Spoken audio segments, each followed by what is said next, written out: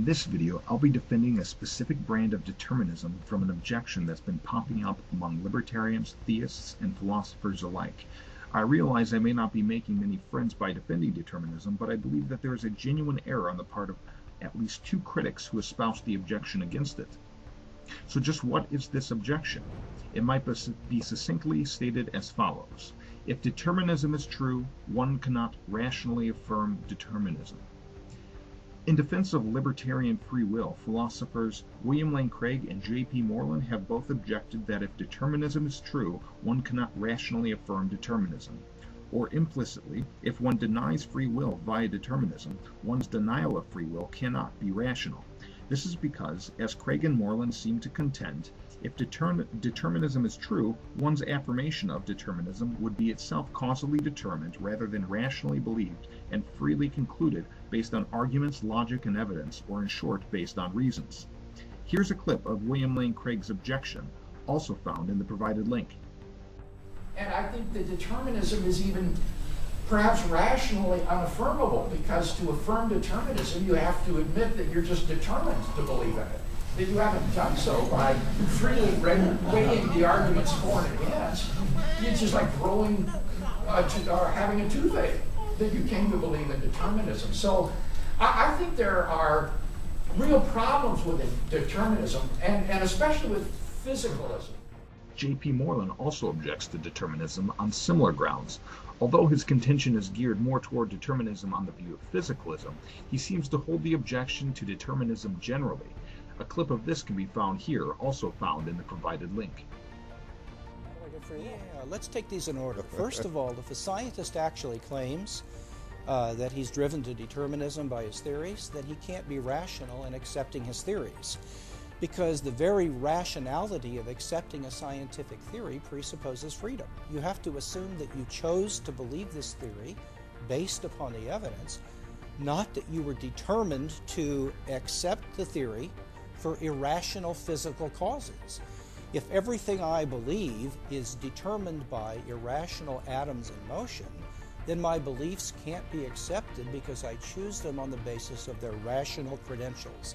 And so the claim that all of my beliefs are determined by physical factors is self-refuting. It's like the statement, there are no sentences longer than 3 words. Admittedly, I am attracted to hard determinism. The general view that every state of affairs, including every human event, act, and decision, is the inevitable consequence of antecedent states of affairs, and that this is incompatible with free will. Determinism, however, isn't to be seen to akin, say, a person holding a gun to one's head or using compulsion to get one to do things whether one desires them or not. Rather, determinism can be much more subtle and sophisticated. It's getting at the possible deterministic factors prior to one's will and desires which dispose one to will and desire things and not others. The objection posed by Craig and Moreland is, at first glance, a powerful one because it might yield the faculty of reasoning incompatible with determinism, the former being indispensable, of course. One of the reasons I am attracted to determinism is not because I have something out for the sort of libertarian free will in question, that is, the view that determinism is false and we are uncaused causes of our actions, but because I have a deep intuition, as well as independent arguments, for the thorough explicability or intelligibility of the world.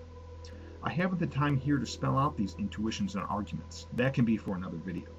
Nonetheless, here I can respond to the objection in a way that I think is successful. While Craig and Moreland offer a very clever response to determinism, I don't see that the objection is necessarily true. That is to say, not all forms of determinism preclude reason or the ability to rationally affirm conclusions, options, or what have you. I'll explain this in a moment.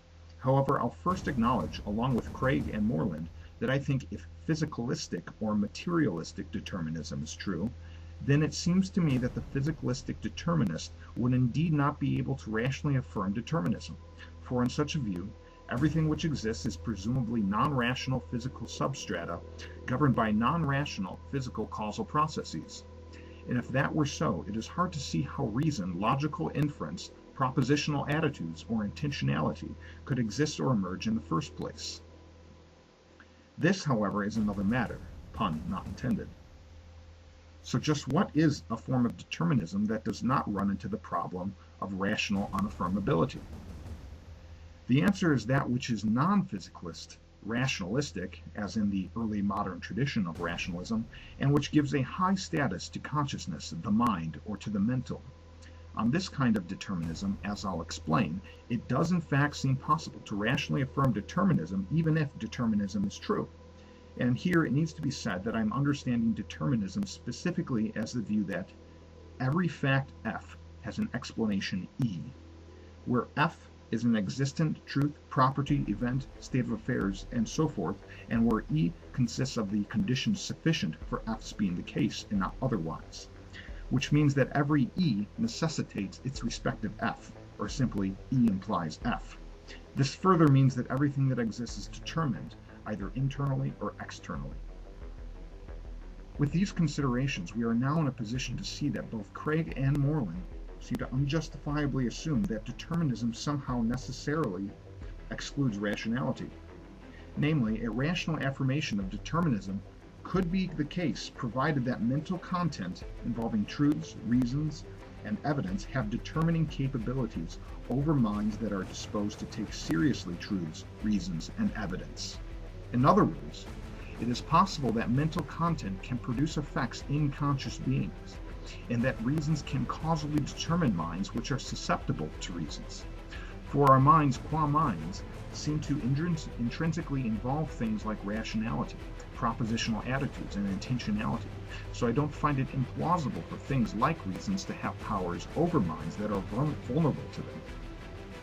And in that case, given an agent's rational disposition and responsiveness to logic, truths, and evidence, reasons could very well impress and determine one to accept rational conclusions. To further demonstrate this in another and perhaps clearer way with a thought experiment, consider hypothetically the nature of God as a necessarily ultra-rational being, just as God is also by hypothesis a necessarily ultra-knowledgeable or omniscient being. If God has, say, two choices of action before him, A and B, where option A is the best and most rational possible choice, and option B is a less than best, less rational possible choice, it seems that God must, by necessity of his ultra-rational nature, choose option A and not B. That is, God's being necessarily ultra-rationally disposed, together with option A being the best and most rational possible choice, constitutes a scenario where an agent can be both determined, albeit internally, and rationally affirmative of something. Thereby, I think that one can conclude that there is no necessary incoherence in rationally affirming things within at least some kinds of determinism, pace Craig and Moreland, because reasons may very well have deterministic powers over rationally disposed minds. What's more, this view I'm defending seems to have been one implicitly held by such heavyweight rationalist philosophers as Benedictus Spinoza and Gottfried Leibniz. Both gave a high status to the mental, both denied freedom in the libertarian sense, both were determinists, and both saw their versions of determinism as completely compatible with a rational affirmation of it. So I would suggest to any interested or skeptical readers to see their works as well, especially Spinoza's Ethics and Leibniz's Discourse on Metaphysics. At the very least, I think the whole idea of rational affirmation of determinism is possible. Hence, Craig and Moreland are incorrect insofar as they hold that all forms of determinism preclude rationality. Furthermore, it seems to me that the objection that rational affirmation is incompatible with determinism might even apply to libertarian free will itself, and that rational affirmation and free will may be potentially conflicting. For how can one rationally affirm some proposition P if one can freely choose to accept P or deny P? Since the choice is free, depending on how free is defined, the acceptance or denial of P may apply independent of rationality. As I see it, then, rationality isn't something intrinsic to libertarian free will, nor is it intrinsic to determinism for that matter.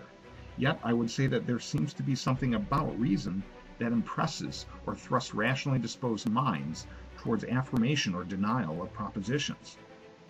This might even fall more in favor of determinism in the school of rationalism than of libertarianism, since there seems to be something about reason which involves impressing minds opposed to a free will which might leave one uninfluenced by reason altogether.